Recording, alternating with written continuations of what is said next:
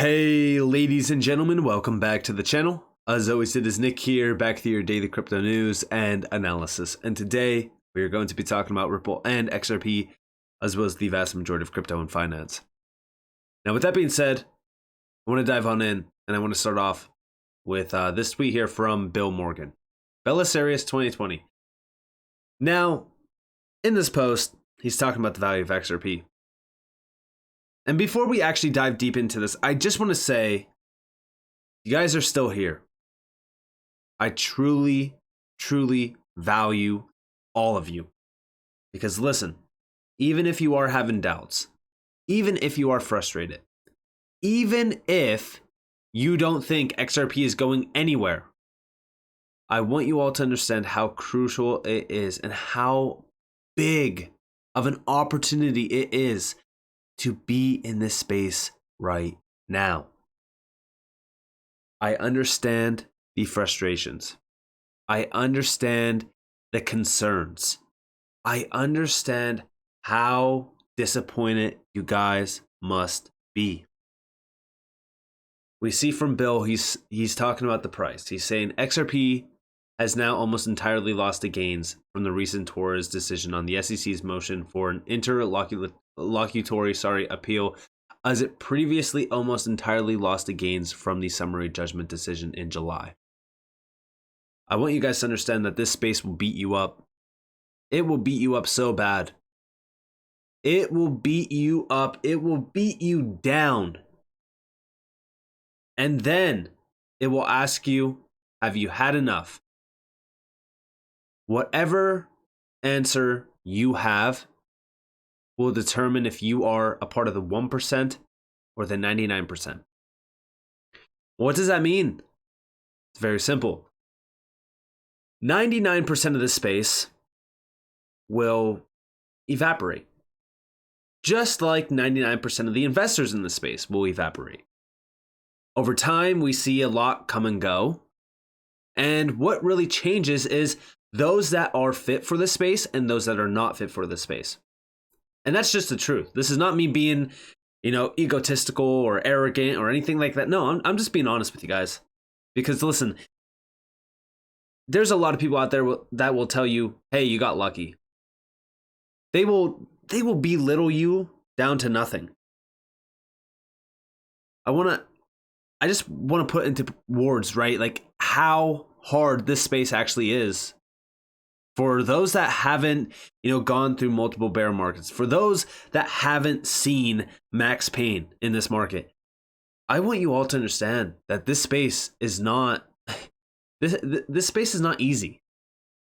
If it was easy, everyone would be rich. It's so easy to get caught up in price. And as we look at XRP today, I question for those that can't see it. Do you honestly still think that XRP is bullish or bearish? Because Flare community Flare, responded back to Bill. And he said, it is true, because it is. But I ask people to consider this. Is XRP a more desirable asset to hold now than it was before Judge Torres' decision? It's a rhetorical question. Of course it is. And I agree. XRP today is more bullish than it ever was before. I know that price is not reflecting that, but again, we get caught up in the idea of comparing XRP to the US dollar price. 1 XRP equals 50 cents. 1 XRP equals $1. Let me ask you this. What is 1 XRP actually worth? The value behind XRP isn't so much what you can exchange it for in terms of dollars, but the value behind XRP is what you can actually do with XRP. That's where the value of utility comes into place. And no, that's not me trying to sell you guys a used car. No, that's me actually being honest with you guys. Because utility doesn't have a US dollar value to it. Utility is something that is so hard to put into words in terms of value. When we see what's changing around the world of finance, well, guess what? The path forward is clear. You just got to be patient enough. You got to understand what you hold. You got to understand how big this opportunity that is looking you right in the face right now really is. We see the price will go where the market takes it, but the value for XRP is growing as developers continue building incredible things every single day. And yes, they are. The AMM, the EVM sidechain, these things are great. They're incredible. Use cases brewing on the XRP ledger. We start to see the communities around the XRP ledger also expanding rapidly. I mean, listen, XRP is an incredible asset. The ledger behind it, the ecosystem, the community, incredible. But again, 99% will fail to see that. And when I say 99%, I feel as though a lot of people think that I'm crazy for saying that statistic, but listen, it's the truth. The new 1% won't rise by, sitting here and complaining how XRP hasn't moved and how XRP hasn't gone to X amount of price in, 3 years, 4 years, 5 years. No. The 1% continue to accumulate when those are extremely frustrated, when those are extremely beaten down. The 1% of tomorrow know and understand what they hold. If the price goes down, it does not make it a bad asset, in my opinion. It only raises opportunity. And yes, I agree. Bill responds saying for sure, has legal clarity, but now virtually at the price it had with legal uncertainty. And this is a huge statement. Listen, this is a huge statement because I don't think people actually realize how big of a statement this really is. Think about that. XRP has legal clarity. I mean, it's insane that it's at the price, the same price that it was before the big moves, before having legal clarity. It is crazy to me that we have this opportunity in front of us. It really is. Outside of this, we also see exactly XRP today is a much better asset in terms of its value proposition since before the decision. The short-term price fluctuations are irrelevant. The crypto market will mature and break out of synchronicity of Bitcoin. Assets' value will soon be based on their own merits.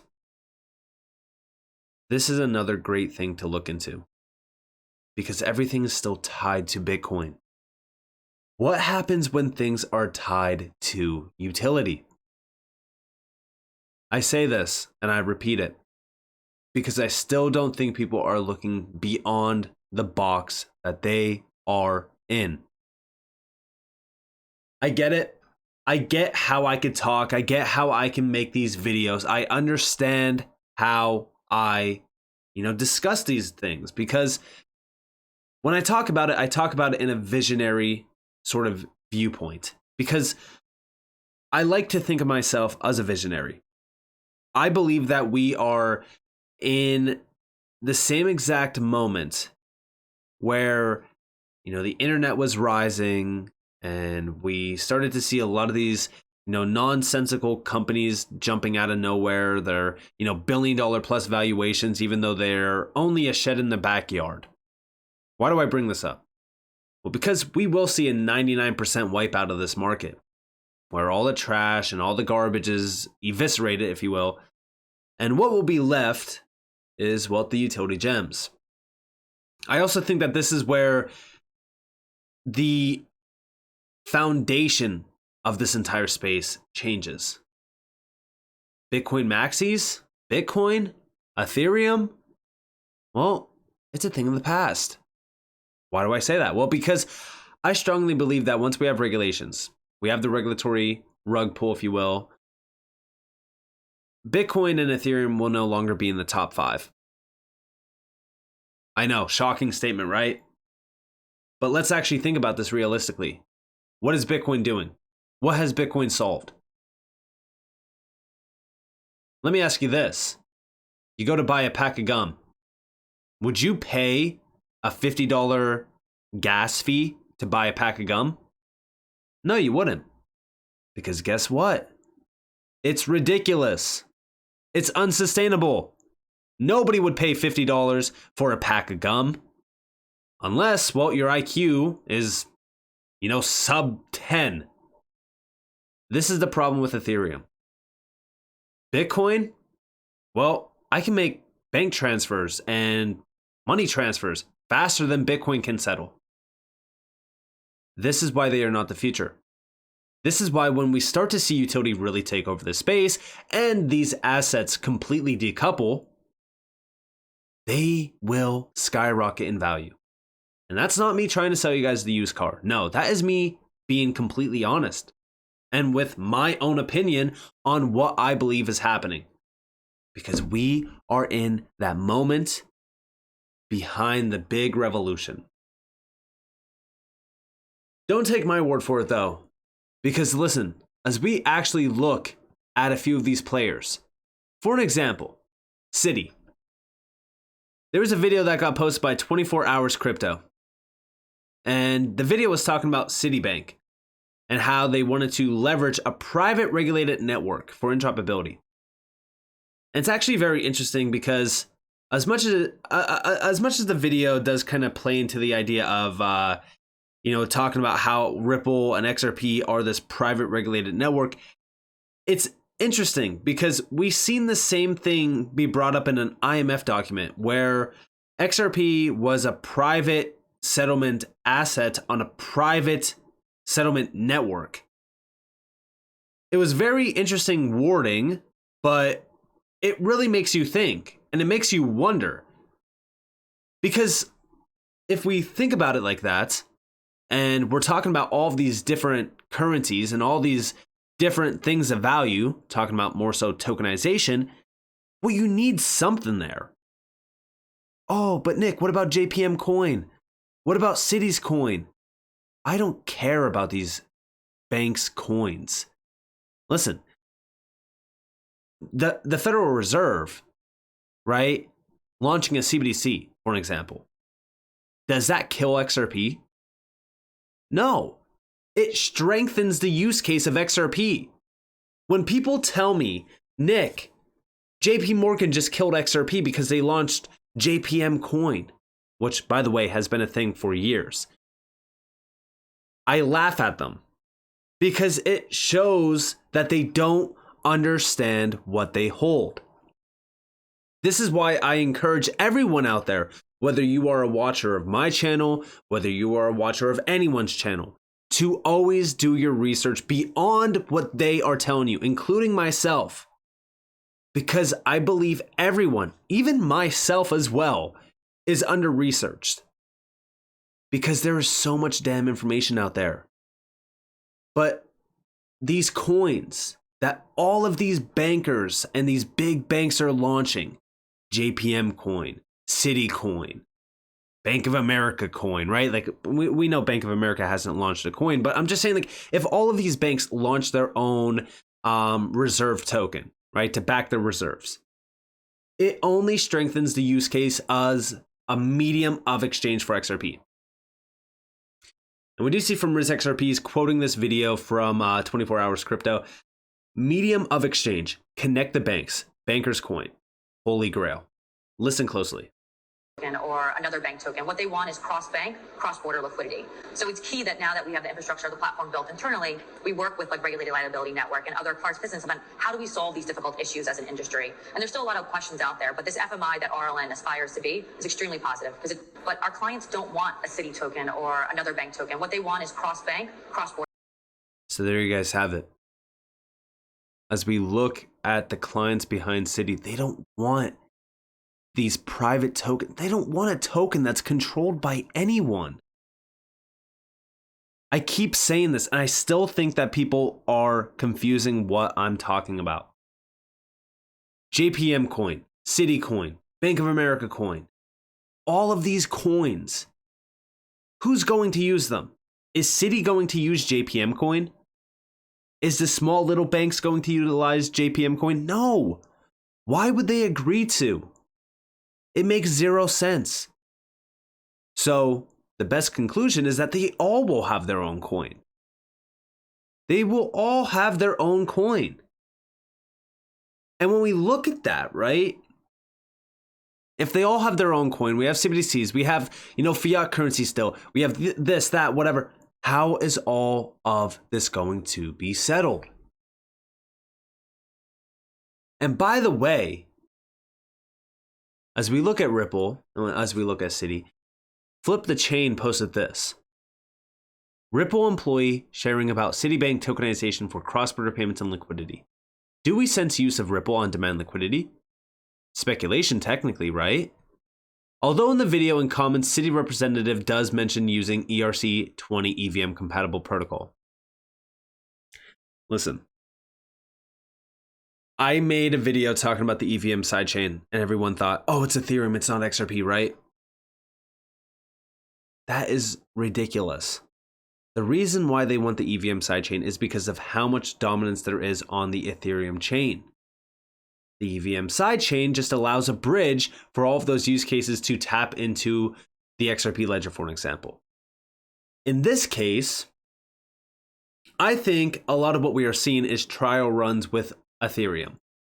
If you have been following Hedera and the Hedera community, then you know how inefficient Ethereum actually is, because a lot of the use cases that were on Ethereum are actually moving over to chains like Hedera that are a lot more efficient. And we actually see a direct quote here though. Institutional clients have a need for always on programmable financial services, and Citi token services will provide cross-border payments, liquidity, and automated trade finance solutions on a 24/7 basis. Very interesting. And we do see it's just a matter of time. Tokenization is the future. This is from the leader at Ripple Payments, Tokenization, Stablecoins, DeFi, CBDC, cross-border. Again, very, very interesting. And by the way, here we have Citibank reveals bank's latest crypto move called Citi Token Services. A lot of what we are seeing right now around this space is heavily centered out on tokenization as a service, which we also know that Ripple has been focused on for a very long time. Either way, as we see tokenization become a big hit, the question is, how is all this going to be settled? That's the big question, right? Settlement. What's going to settle all these different things of value? Are we just going to usher in the traditional way, which is extremely inefficient? Absolutely not. We're seeing infrastructure being laid out here. The big banks, they're all planning their move. They're laying the infrastructure to tap into this space. They want to tap into different technologies. And I even said this around FedNow. Everyone was like, FedNow just killed everything. Again, another ridiculous statement. What FedNow actually does, FedNow is the door that opens. And the door that's actually opening is the fact that it's laying the groundwork in order for them to realize the value behind the space. I said it perfectly over on Twitter. It was a while back. But essentially what I said is that they need the infrastructure in place in order to accommodate for this new technology, because it's still not there yet. The rails are still inefficient. They're still antiquated. But all of this is still coming together at a very fast time. Like we're seeing things moving extremely quick. But this is exactly why I say, like, we're at a crucial moment in time. How many people got shaken out of the big internet boom? How many people sold? How many people got wiped out? How many people gave up? I see it all the time. See, it's an interesting thing being a creator in this space. And it's truly an honor, right? It's an opportunity that I cannot tell you guys how much I appreciate. I see a lot of you becoming extremely frustrated. Patience is wearing thin. You're frustrated with the overall, time that you've been in this space. You haven't seen price action. There's no green in sight. The space is essentially dead. Nothing's happening. What's going on? Should I just give up? Should I just go and take my money out and just, keep it in my bank account? I keep seeing it. I want you all to understand that this is what this space does. It wears people down. It will throw you through the ringer every single chance it gets. Every little bit of hope that you get, it will take away in an instant. It's the same exact thing that I've always said around the bull run. If you don't realize the profits, the market will take it away from you. And that is just how much this market does not care. But at this moment of time, right? Like, this is such a crucial time in the space to understand what you hold. Because as we see the price of XRP essentially dead, slumped over, maybe it's going to go sub 50 cents.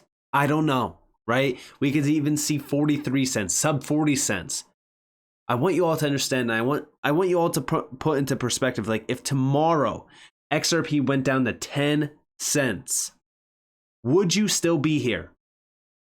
Would you still show up? Because the answer to that question will solidify your future in this space. So with that being said, I want to know, are you a part of the 1% or the 99%? Comment down below 1% or 99%. I want to hear from you guys. And if you believe that you are in the 1%, hit that like button. And with that being said, guys, this has been Nick. I hope that you guys enjoyed this video. If you guys did, definitely leave a like, subscribe, turn notifications on for some more free content. You guys are more than welcome to follow me on Twitter and join the free Discord in the description below. And with that being said, guys, this has been Nick. Peace out.